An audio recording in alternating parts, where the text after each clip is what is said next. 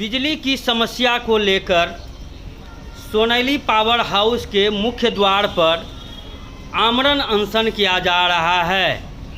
आमरण अनशनकारियों का कहना है कि जब तक बिजली में सुधार नहीं होगी तब तक हम लोग आमरण अनशन पर बैठे रहेंगे।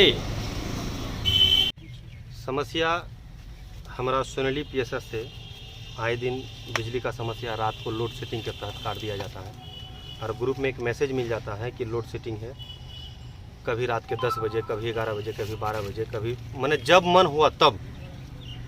सालमारी पीएसएस से जब हमारे सोनैली पीएसएस में लाइट परिपूर्ण जब मिल रहा है तो हम लोग सोनैली पीएसएस से कदवा विधानसभा के लोग हम लोग लोड सेटिंग में लाइट क्यों ले, यही समस्या को लेकर हम लोग बैठे। इससे पूर्व में भी हम लोग पीएसएस आए, इससे बातों का अवगत करवाया।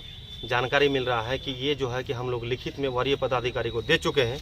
तो आज हम लोग बैठने का यही मनसा है कि आप लिखित रूप में जो दिए हैं वो वरीय पदाधिकारी को आप यहाँ पे बुलाइए, आप जिसको दिए हैं लिखित में हम लोग लेंगे और इसका लिखित में जवाब लेंगे।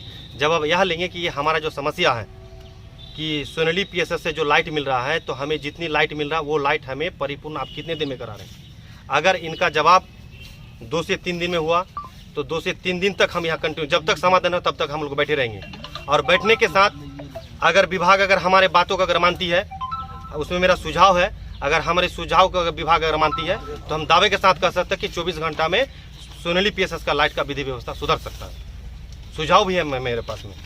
अगर उस सुझाव को अगर वरीय पदाधिकारी अगर मानते हैं, अगर उस सुझाव से अगर वरीय पदाधिकारी काम करती है तो हमें पूर्ण विश्वास है कि 24 घंटा में सोनैली पीएसएस से जो विधि व्यवस्था लाइट का है वो सुधर सकता है।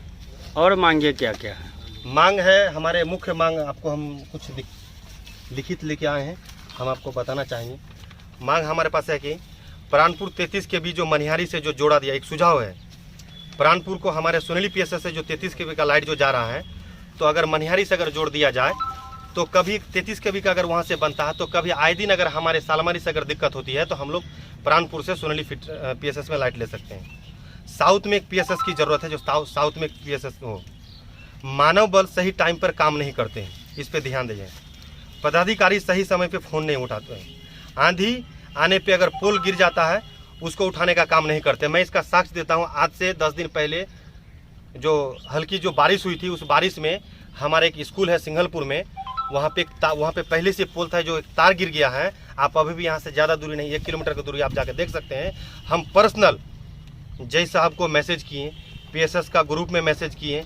आज मुझे 5 दिन से डेली आश्वासन मिल रहा है। वहाँ पे एक बच्चा, क्योंकि वहाँ पे सरकारी स्कूल है, वहाँ पे तार गिरा हुआ, तार नीचे से लटक रहा। बारिश हुई थी, उस बारिश में एक बच्चा वहाँ पे, मैंने हल्की सी बारिश में बच्चा तार पकड़ लिया था। तार पकड़ लिया तो वहाँ पे संजोग है कि वहाँ पे लाइट नहीं थी। अगर लाइट रहती वहाँ पे एक बड़ी हादसा होती।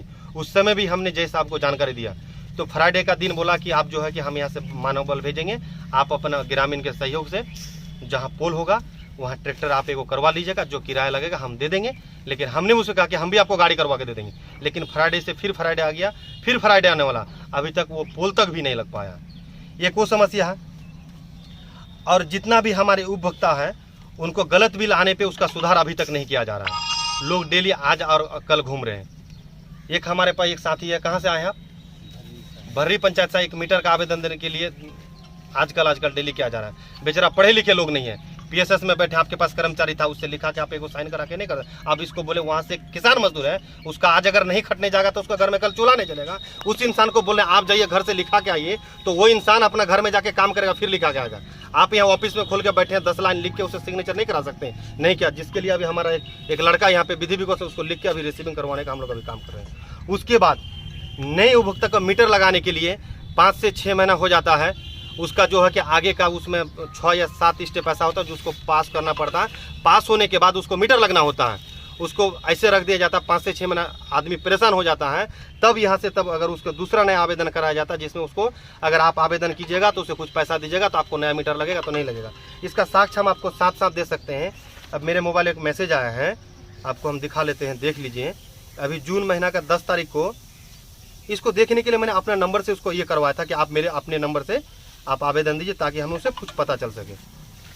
आप देख सकते हैं बिजली विभाग का।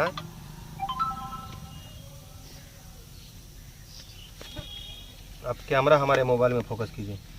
तुरंत लगने के लिए मैसेज आ गया और 6 महीना पूर्व में आप कल आवेदन दे रखे हैं, पैसा नहीं दिए तो उसका मीटर अभी तक पास नहीं हुआ। हम आपको 10 नंबर से अभी बात करके अभी करा सकते हैं। आप लाइव कृपया रखिए, हम उसको यहाँ तक वीडियो कि हमारे PSS से जो है कि लाइट हमें परिपूर्ण मिले। हम लोड सेटिंग में लाइट क्यों लें? लोड सेटिंग आपका जो विधि व्यवस्था है, जो तार यहाँ पे PSS का जानकारी है, जो हम लोग आए दिन आते हैं तो बताया जाता है कि अगर सभी फीटर को अगर एक साथ में अगर चालू करते हैं तो हमारी लोड की आवश्यकता है 24 मेगावाट की और हमारे तार की कैपेसिटी 18 मेगावाट की।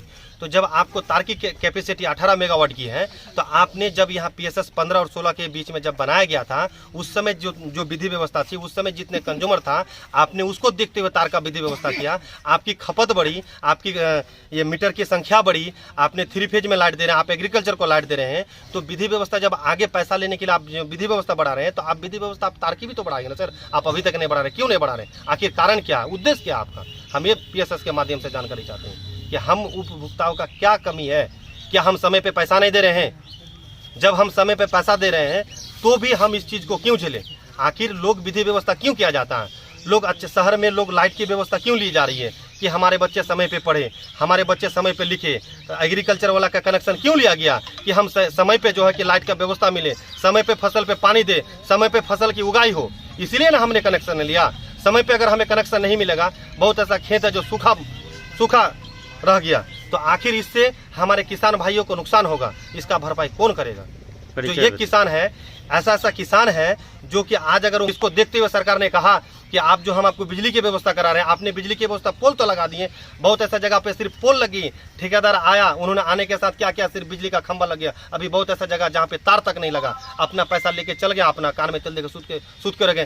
कंज्यूमर नहीं बन पा रहा है, जहाँ कंज्यूमर बन पाया वहाँ पे सही सलामत से लाइट नहीं मिल पा रहा, तो आखिर क्यों मिलेगा? ये किसान रात के 2 बजे सोने का काम करेगा या रात के 2 बजे एग्रीकल्चर फीटर से जाके खेत में पानी पटाएगा? आप इसका बताइए।